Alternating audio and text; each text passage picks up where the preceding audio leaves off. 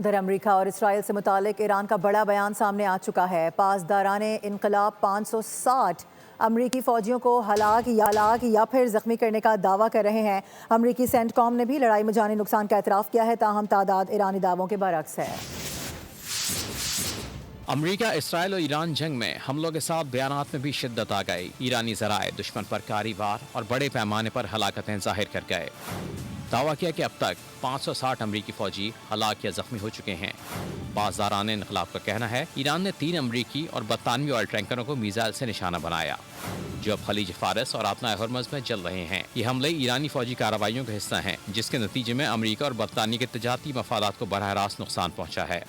دوسری جانب ایران نے اسرائیل پر بھی ایک اور بڑا حملہ کیا۔ ایرانی میزائلوں نے اسرائیلی شہروں کو نشانہ بنایا ہے۔ مقبوضہ بیت المقدس بھی حملے کی زد میں آیا۔ ایران کی جانب سے 100 سے زائد میزائل اور ڈرونز داغے گئے، جس سے اسرائیلی علاقے میں شدید تباہی آئی۔ امریکی سینٹرل کمانڈ نے اس بات کا اعتراف کیا ہے کہ ایران کے خلاف فوجی کارروائی کے دوران 3 امریکی اہلکار ہلاک اور 5 شدید زخمی ہو گئے ہیں۔ سینٹ کام کے مطابق دیگر متعدد اہلکار معمولی زخمی ہیں، تاہم ہلاک شدہ اہلکاروں کی شناخت ظاہر کرنے میں وقت لگ سکتا ہے۔ سینٹ کام نے یہ بھی کہا کہ موجودہ صورتحال انتہائی غیر یقینی ہے۔